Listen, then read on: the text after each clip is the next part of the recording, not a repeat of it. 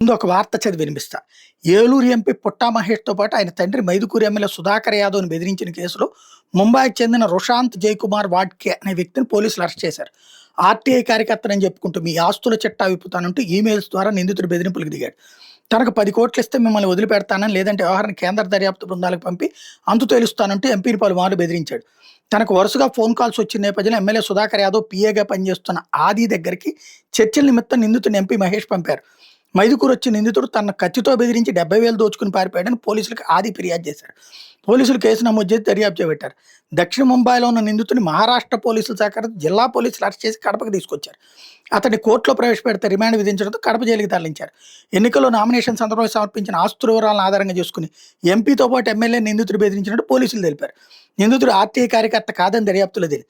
ఇందులో మరో 2 హస్తం ఉన్నట్టు తేళ్లతో వాళ్ళ కోసం పోలీసులు గాలిస్తున్నారు. ఇటీవల జరిగిన ఈ వ్యవహారం ఆలస్యంగా వెలుగులోకి వచ్చింది. ఈ వార్త చూస్తే ఏమన్నా నమ్మదగ్గదిగా ఉందా? మైదుకూరులో అంటే ఎంపీ వాళ్ళ సొంత ఊరిలో వాళ్ళ పిఏ దగ్గర కూర్చుని అతన్ని బెదిరించి అతన్ని కొట్టి 70,000 తీసుకుపోతాడా? అంటే తప్పుడు కేసు పెట్టారు. మేబీ అతను ఏదో డాక్యుమెంట్స్ సంపాదించి ఉంటాడు వీళ్ళకి సంబంధించినవి. బాంబేలో ఉన్నటువంటి వాళ్ళకి ఫైనాన్షియల్ యాక్టివిటీస్ సంబంధించిన డాక్యుమెంట్ సంపాదించడంలో సిద్ధాస్తులు, బోగస్ కంపెనీలు ఇట్లాంటివి. దాన్ని పట్టుకుని మెయిల్స్‌లో వివరణ అడగటమో ఏదో చేసుంటారు. రండి కూర్చుందామని చెప్పి ఆ తర్వాత అతను వంగినట్లేడు. మొత్తం ముగ్గురు కదా! మేబీ బేరాలు ఒప్పుకోలేదు. లేకపోతే అతను ఏమన్నా జర్నలిజానికి ఏమైనా చేస్తానన్నాడో ఏదో అయ్యింది.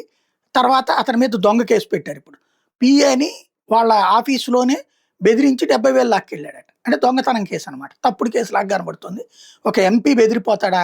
అది కూడా ఏంటి ఎన్నికల అఫిడవిట్‌లో పెట్టినటువంటి డాక్యుమెంట్స్‌కి, ఎన్నికల అఫిడవిట్‌లో పెట్టిన డాక్యుమెంట్స్‌కి ఎందుకు బెదరాలి అసలు? సింపుల్‌గా నీ జాతర ఏం చేసుకో పోరా అని చెప్తారు.